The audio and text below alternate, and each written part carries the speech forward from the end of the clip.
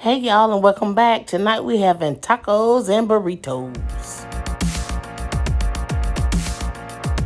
Hey y'all, and welcome back. Get on in here, get on in here, get on in here. Y'all already know what time it is. It's time for us to talk this love and marriage, Huntsville. Honey, this stuff is still going on. Oh Lord, we got a lot to unpack. But before we do, we're gonna say grace. We're gonna get into the menu and we're gonna have our conversation, okay? Gracious Lord, I truly thank you for this food I'm about to receive to nourish my body and to feed my soul for Christ's sake. Amen. Yo, this is like, it's exhausting dealing with them people on Love and Marriage Huntsville. Like, you know, you just want them to hurry up and get it together so we can move on. It's like they constipated. Oh, Lord. But anyway, all right, so let me tell you what's on the menu. I'm having leftovers. We had burrito tacos yesterday for Taco Tuesday. That was my first time trying burrito tacos, so I'm excited about that. So I have burrito tacos. I have a beef burrito and some chips and salsa. And I got some of their salsa from the restaurant. This the tomatillo. And then we got the hot.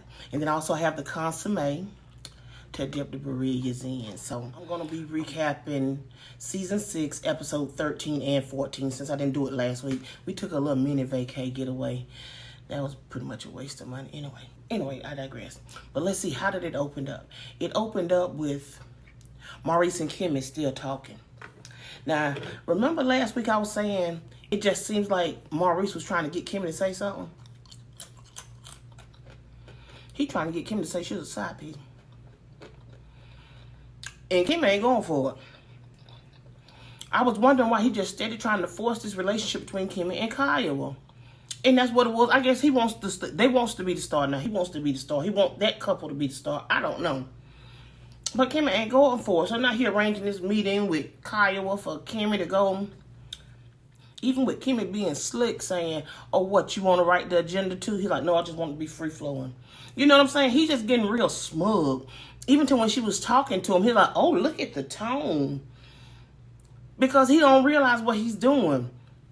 Y'all, and you know what? I hate to mention this because this was outside the show, but since he did that interview with Carlos King, and if you know, you know, saying what she did and how admirable it is that she's doing what she's doing, going through cancer, fighting for her life, and this bad move. I just don't get him. But that's what I'm come leaning towards. He want Kimmy to say she was a side chick, and she want Kimmy to apologize to Kyle. That's what I'm going with. Taco.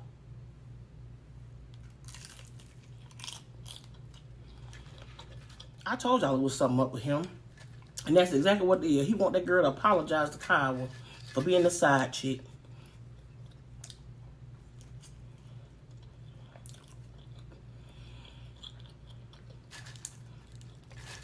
But Kim ain't going for it. But anyway, moving right along. She did end up meeting with Kyle. It started in episode 13, ended in 14. I thought it was kind of brazen of Kimmy to tell Kyle what all she was expecting about when people were saying I was a side chick, you could have said something or whatever. I just like when Kyle was looking at her saying, I'm not responsible for what people do. And that's what you got to understand, baby. You're in the public eye right now. And with you being in the public eye, you're going to come under some scrutiny as well. You got to pay to play. And then move right along. Tisha and Kiki. Let me clear my mouth for this one here.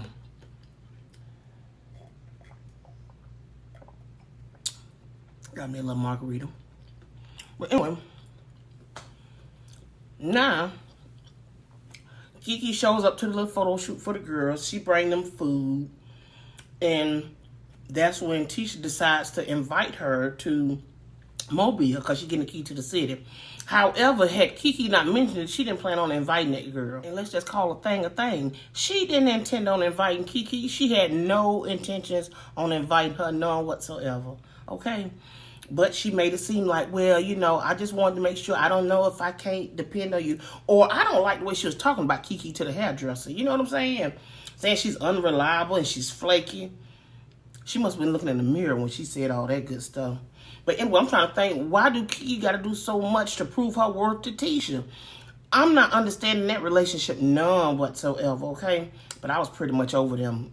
Oh, well, at least Tisha anyway. Tisha done got a sense of arrogance about herself. You know what I'm saying? I don't know no other word to describe it other than arrogance. You know, like somebody done told her that she was that girl, which she's not. Oh, goodness. And then what else? Then we moved to Mel meeting up with Kimmy at the spa. That was interesting. That was probably the most interesting of what was going on last week. Because this is what I found out. Just like I said, how Maurice is trying to force this conversation between Kimmy and Kiowa. I think Kimmy just said that she was a side chick. Now, this is what I'll give her.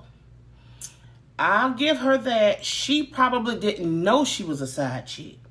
Because I'm about willing to bet my house that he didn't tell her the truth. She probably didn't get the truth till after the fact. Excuse me. Just like in the conversation she had with Kiowa before, she was telling Kiowa, we didn't start dating till y'all was fully divorced. Now you sitting here with Mel saying, oh, they signed the papers, but it wasn't final, and Kiowa was looking for reconciliation. I think for her to know that Kiowa was trying to reconcile, that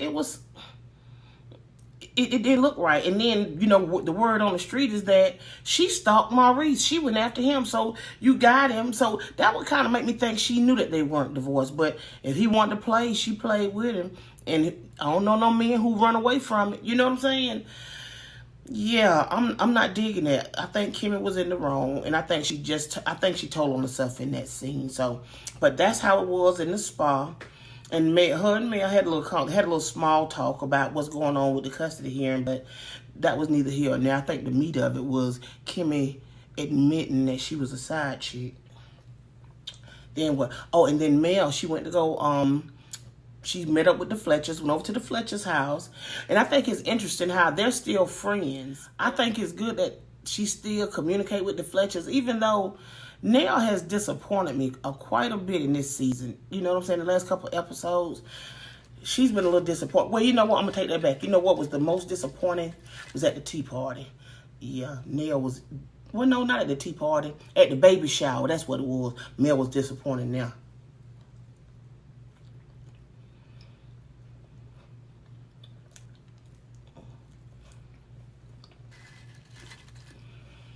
So I don't know how that's going to go. We'll see how that turns out. In the scene with Mel, with the Fletchers, it seems like they'll swap over to Martell and his mama. And y'all, that spoke volumes. Do you hear me? Because the mama, she just, whatever, happy-go-lucky. And he was like, Mama, you disappointed me to the core. Why you didn't stick it to her on the stand? She was like, I ain't finna lie.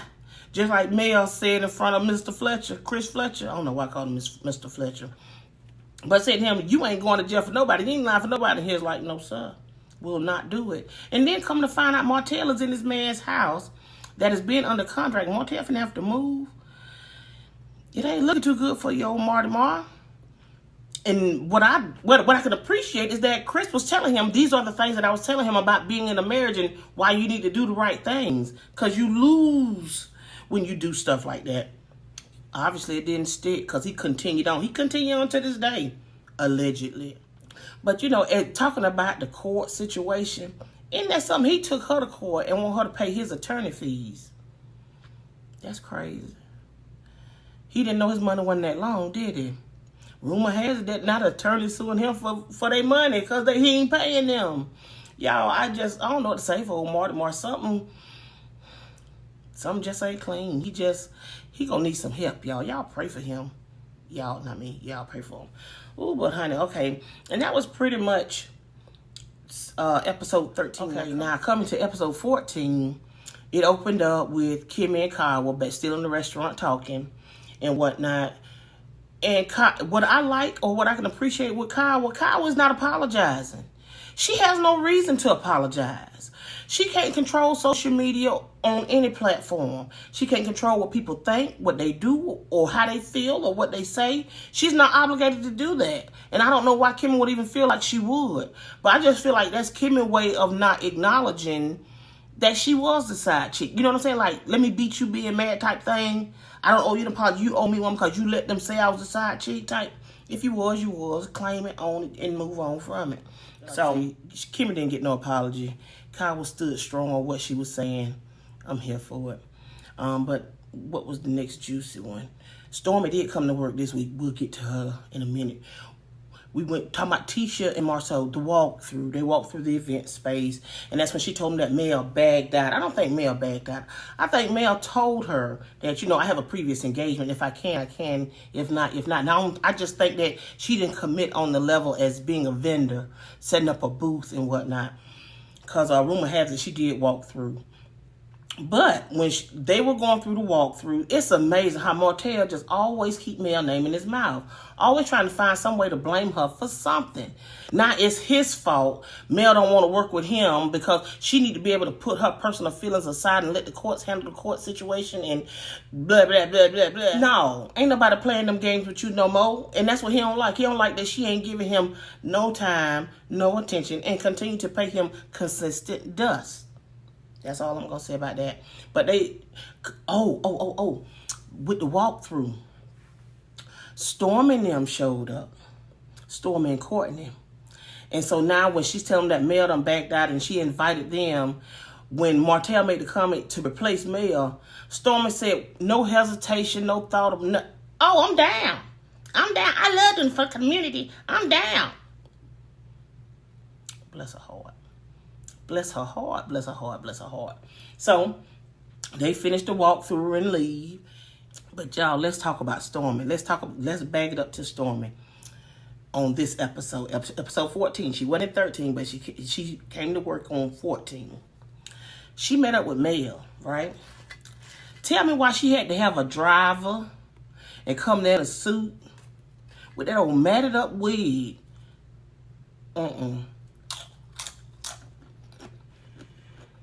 That wasn't the answer, homie.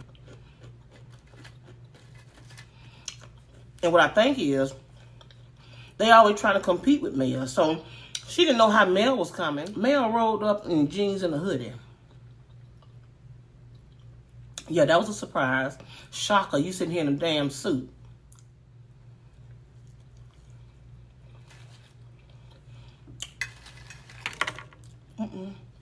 Mel wasn't there for the game time. And that's what I loved about her, Mel came on in, hey, how you doing? They did a little fake hug or whatever. But y'all, Stormy was itching to get at her. Did you see it? Stormy wanted to get at her so bad and couldn't even faze Mel. Talking about, as Mel trying to talk, just cutting her off, being rude. She ain't learned nothing from the tea. She ain't learned nothing about etiquette. She's still doing the same thing, cutting off because she just itching to get to her point. Same thing that happened at the baby shower. She just itching to say that she was a fan of charades. So now she just itching to say, I think you avoid the hard conversations because you just want to shut it down. What did Mel do? Mel told that sister, if I wanted to avoid hard conversations, I wouldn't have hosted no tea. And nor would I be here with you. Oh, I loved it. All she could do had a little fake look on her face. Well, And then now when Mel turned the tables on old girl, did you know about your mama's opinion of me when me and you started kicking it? And Stormy gonna use the same excuse. I can't control my mama and my mama this and my mama that. What make her mama so important that somebody got to show that they worthy for her to like them? Don't nobody care. Betty ain't nobody. Betty ain't nobody. Ain't nobody checking for Betty. Nobody. Not even Lisa, her sister. They ain't checking for Betty. But however, I like the way how when Stormy was trying to tell her about it and gonna cut her off, she was like, well, that's what I was leading to. She's like, oh, okay, go ahead. Go ahead. Like somebody needs your permission to talk. She really needs to learn to be quiet sometime. Because the more she run her mouth, the worse she look. And I don't think she get it. I don't think she know that. But anyway, oh, go ahead. Oh, okay. As if Mel was asking for permission to talk. She didn't let you know you were being rude. But anyway, Mel left her on red. Talking about, well, now I know, how we gonna move forward, and next time we're in the meeting ain't gonna be nothing awkward. And Mel said, I hope not. And left it right there for right there in her face. Oh, I love this. That was the best scene to me on the whole episode 14. For Mel to shut her behind down and make her leave her with her mouth open. Okay, yeah. Now, then what else? Oh, still on Stormy. Y'all, man, am I the only one that noticed it? Or maybe I'm just reading too much into it. But was Stormy trying to throw shade at Tisha at the expo? I promise you she did. And let me tell you how. Number one, Marcel shouldn't have went over there asking for no $100. He really was low vibrational. Stormy just don't realize she's low vibrational as well. But anyway, he went and asked this woman for $100. Did y'all hear Stormy? She say, not at the expo, not at the expo. He was taunting that man about his wife in his face. And you know what? He was so stuck on trying to get that $100. He didn't even realize she just talking about your wife in your face, though. To me, it was just something else in there for him to call Tisha over there like Tisha can do something that he can't do. But this is what gets me. Marceau, why are you always confronting women? Have y'all noticed that? It started what? Who was it in the beginning? He done confronted Mel on the reunion, just talking over her, you know, just whatever. He done confronted Tiffany on something that didn't even concern him. And when, you know, him and Miss Wanda, they go back and forth all the time. Well, now he done added Stormy. What is with him in women business, in women faces? I don't know, y'all. I find that weird. I don't like it. I think that speaks volumes for his personality. I just have a problem with that. That is not cool. He's always confronting women. Made me think about what Big Lou said. Big Lou said he like Betty Crocker, all trying to stir stuff up. And that's what it is. He'll stir something up with anybody who don't put up resistance. But why? Y'all, I don't know. Well, Stormy setting up for the expo done took over a whole corner. and Stormy told Tisha, you know I wasn't going to do no table. But anyway, excuse me. Marcel done brought Tisha in over there like Tisha was going to change Stormy's mind. Stormy still said, hell to the no. Even Marcel trying to touch her, don't touch me. I guess that's when the line was drawn in the sand then. And I don't blame her. I would have done the same thing too. Don't come at me for $100. Y'all millionaires.